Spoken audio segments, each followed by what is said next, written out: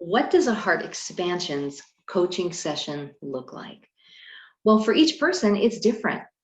My goal and my honor is to, as a coach and a guide, is to help you to connect with that inner wisdom that your heart is sharing with you all the time. Oftentimes we get really distracted. There's so much mental chatter, there's overwhelm, there's emotions that are driving us. Imagine what we're going through, and you may be experiencing some of these things: uncertainty, anxiety, worry, overwhelm. And it's natural and it's normal. There's a lot of uncertainty right now in our world. So how do we get to the heart of the matter?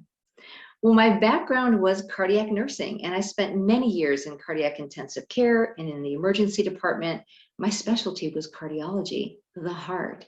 And I got really good using one of these to listen to heart sounds. And the funny part about it is I wasn't so good at listening to my own heart wisdom until I discovered a program called Heart Math. It was introduced to our hospital through the Mayo Clinic. And this is where I learned that I was so disconnected from my heart. I had spent so many years in emergency situations shutting down my heart and shutting down my feelings. So much so that I didn't even recognize I was doing it. I wasn't feeling anything. I wasn't feeling the bad, and I wasn't feeling the good. So my goal is for you and for your session is to really explore that with you, to really discover where are those blocks to listening to your heart? Where are those blocks to intuition?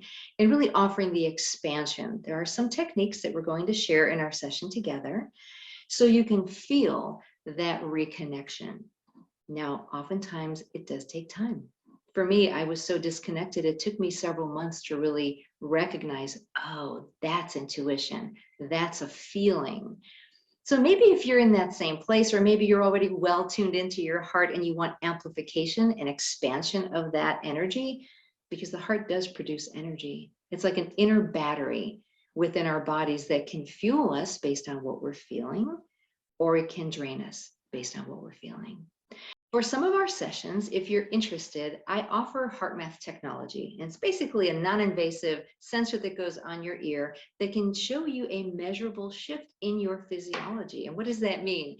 What are your heart rhythms doing? When the heart rhythms are smooth, that information goes up to the brain, and the brain gets the message of all is well. I don't need to produce cortisol and stress hormones. So you're smart, you're creative, you're intuitive, you're that best version of yourself, or that better version of yourself. When we're chaotic, it feels chaotic. We can measure it as chaotic. And what does the body do? It produces cortisol, produces the fight or flight hormones, because we're under pressure, we're under stress, we need those hormones. Well, unfortunately, I'm sure you know about this, cortisol is associated with, and I will say cortisol is not a bad hormone. We need it to wake up in the morning. We need it to respond to emergencies. But if I'm consistently rehashing a problem, I'm replaying it in my mind, I'm retelling myself the story, and I'm creating anxiety in my physiology, my brain is going to be getting that message, kind of like a Morse code from the heart saying, danger, kick out more cortisol. Well, what happens to us after days or weeks or months?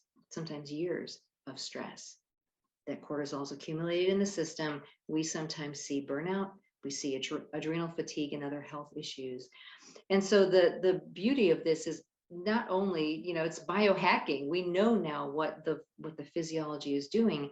How do we use that to our advantage to interrupt that stress cycle? By choosing our thoughts, intentionally focusing on our hearts, maybe feeling a different type of emotion like gratitude or appreciation.